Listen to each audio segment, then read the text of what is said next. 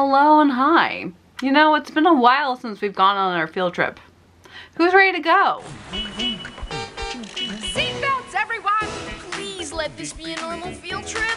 With a Frizz? No way! Going out of order once again, it's time to join Miss Frizzle and half of the gang to learn all about sound waves and music in an activity center. Yes, instead of the traditional games, I ended up finding this disc out while treasure hunting and was curious to see what this activity center entails. This was released in 2000, so it's one of the later games in the series, but the first in the activity center realm. Yes, there's actually several of them, all released between 2000 and 2001. That were all developed by No Wonder and published by Microsoft. And extremely surprising, this is one of the very few games that work on my modern system without having to configure any internal changes. So I was very excited that I could just put this disc in, boot it up, and play. This is a topic that is much more within my alignment of my interest. It's pretty obvious that I love music. I can safely say that I don't think there's been a day in decades where I haven't listened to any music. It's consistently turned on and I'm tuned in. You can blame my neurodivergent mind for that. But this is still a fun thing to learn about, although it does focus more on the scientific realm of sound. I'm not sure why the whole class isn't featured other than the blatant fact that it was cheaper to create with just the 4 students this time. I'm sure Arnold is completely traumatized with everything he's gone through by this point. We only have Keisha, Ralphie, Carlos, and Phoebe on this mini adventure. Although this would be a fun field trip to go on. Because this is an activity center, it only compromises of mini games and the normal science facts that are a staple within the series. As soon as you start the main game, just like the other volumes in the series, you have to create your stage pass. A little different from the standard driver's license, but the same setup. Here we are at Concert Stage Central. Just type in your name and click the go button. After that's all completed with the limited choices, it's time to rock out and play. Here at Concert Stage Central, you can get some great games going or perform exciting experiments, all about sound and music. And if you want to get out and see more, go ahead and click the door. So, as Ms. Frizzle described, there are 2 main components to explore. Inside the bus and outside the bus. Inside the bus is where most of the minigames are, as well as a ton of objects to click around on, and numerous facts to learn all about the ears and sound itself. Outside the bus is where you find the 4 students rehearsing for their concerts. There are also a few more minigames linked to a couple of the characters, and a whole rundown of all the different instruments. There's a breakdown of the 4 main families. Percussion. The sound waves traveling for miles, or at least as far as the back row of the audience. Strings. This is a banjo. You play it by plucking the strings. Woodwind. This is a clarinet. You can play different pitches on the clarinet by opening and closing holes in the body of the instrument. And brass. This is a trumpet. When you blow air through a trumpet, your lips vibrate against the mouthpiece and make the air inside vibrate too. The vibrating air goes through a metal tube, and you hear the sound when it comes out of a flared bell. And although they do a highlight of most of the instruments, they don't cover them all. Mainly one of the most important ones, the piano/keyboard, is missing from here. As well as the one I play, the ukulele. Because yes, I'm a quirky little indie hipster white girl.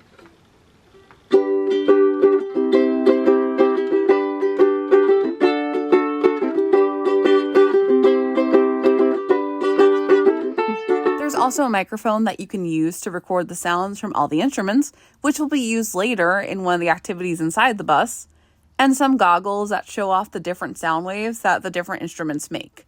A true scientific element of the game. Back inside the bus, there's the sound mixer activity, which is where all the sounds that were recorded outside of the bus can be used to create your own song. I feel like this was another staple in so many different games and websites during this time. I know I've talked about this within the Diva Stars website before, for example. Let me present my final jam entitled Quirky Sounds.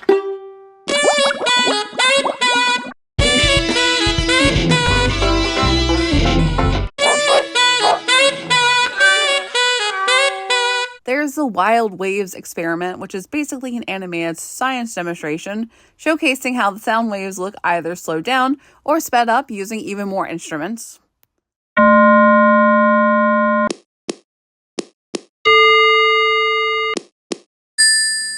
Similarly, there's also O Costomatic, Another science demonstration where it showcases various objects and sounds in different locations. Examples like how an elephant would sound underwater, Miss Frizzle in an open park,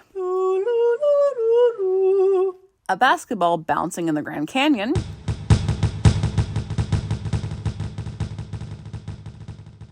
or a whistle in the bathroom.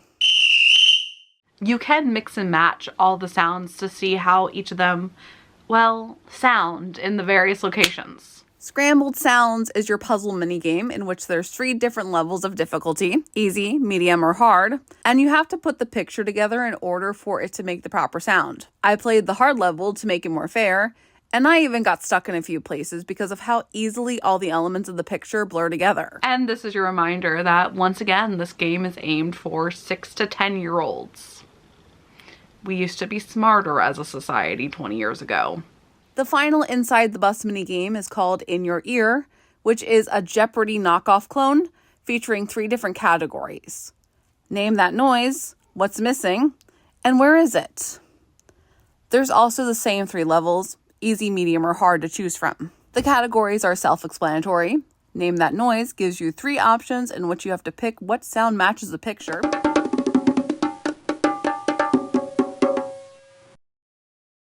All right, you aced it. In what's missing, you have to choose the additional component that will make the sound. So example is a saw would match the wood window.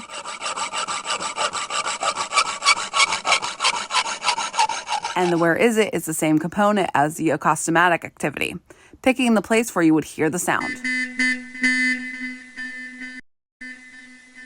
Supersonic! Thankfully, I was able to redeem myself with a perfect score on the high level here. Going back to the outside of the bus, as I mentioned before, there's only 2 main mini games left to play. Carlos hosts a sound off memory game in which it's a Simon clone, where you have to follow along and repeat the pattern of the sounds as more and more get added per round. There's also the standard 3 levels to choose from, and this one has the wackiest and most unique sounds to pay attention to. My turn.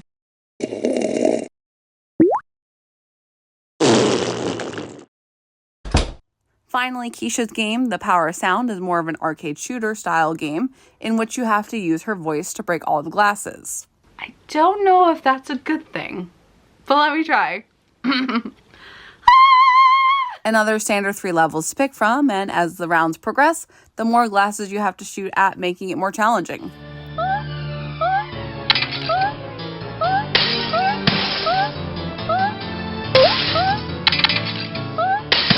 A simple arcade game, but it's nice to have both of these since they vary from most of the science-focused ones. But that's the game. It's very short, it's very sweet. It's an activity center. All of the activity centers are full of activities. It's very, very self-explanatory, and there's not that much extra compared to the traditional games we played. But I was still very excited to be able to find this, and I'm really curious of what the other activity centers are like, especially because they were all made after all the original games. Even though it is an activity center, there is still so much to learn from, and they really, really do tackle so much science in a fun way. Even though this one is more of a quick play, I could totally see this one specifically being used in schools in the past, especially because it is so short. It gives kids a chance to be able to play everything and not really take that much time up. That's also my inner child speaking, because I loved playing computer games in school as well as playing them at home. At least now I still get to play them at home. I know that there's still a lot more Magic School Bus to rediscover. We still haven't touched all the volumes yet, and they will be coming out soon, but I wanted to take a look at this one and make a little detour, especially because I was so excited that it could play on my computer by itself. That's so awesome, and it's something I don't take for granted. And like I mentioned before, music is the most important thing to me. So I do have a lot of different videos where I do talk about it in various ways that I'll leave some in the description below to kind of relate to this. I'll also leave a link to the other Magic School Bus videos I've done if you haven't seen those and you want to watch those as well. For now though, I think I'm running late to sound check, so I gotta get over there. But until then, I will see you in the next one.